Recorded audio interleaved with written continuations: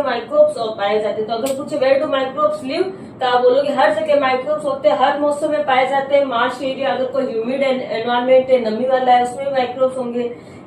Marshy areas होंगे, वहां पे भी माइक्रोब्स होंगे। कोल्ड और हॉट एरिया में भी क्या होते हैं, माइक्रोब्स होते हैं। They are also found in humans. अब देखो सब जगह तो वो हमारे अंदर भी माइक्रोब्स होते हैं। अभी मैंने आपको वायरस के बारे में बताया।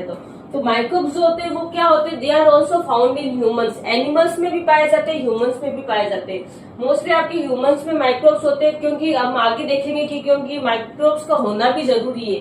ये कभी कभी हमारे लिए मित्र के रूप में काम करते हैं, ये हमारे लिए क्या होते हैं, फ्रेंड भी होते हैं माइक्रोब्स। इसलिए हमारे बॉडी में माइक्रोब्स का पाया जाना भी जरूरी होता है।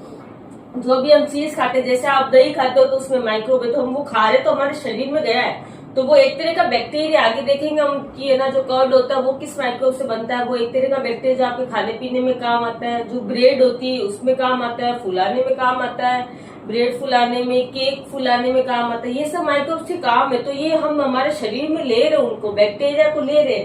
तो इसमें they are also found in humans. तो इसमें हम क्या देखेंगे, ये किस में पाए जाते हैं, आपके ह्यूमंस में भी पाए जाते हैं, इंसान में भी पाए जाते हैं। मतलब मनुष्य में भी क्या कौन होता है, माइक्रोब्स। हिंदी मीडियम वाले आप इतना आप लिख लेना कि मनुष्य में पाए जाते हैं, सब जगह पाया जाता है।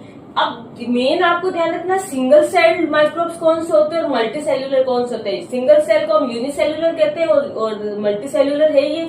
यूनिसेल्यूलर मतलब ऐसे माइक्रोब जिसमें एक ही कोशिका पाई जाती है, एक ही सेल से पूरा जो जीव होता है वो एक ही सेल से बना होता है, उसको बोलते हैं सिंगल सेल।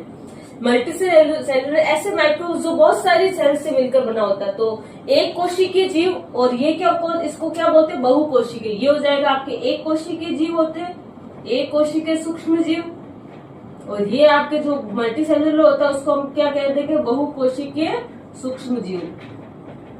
तो एक कोशिकीय सूक्ष्म जीव ऐसे जीव जो एक ही कोशिका से बना है।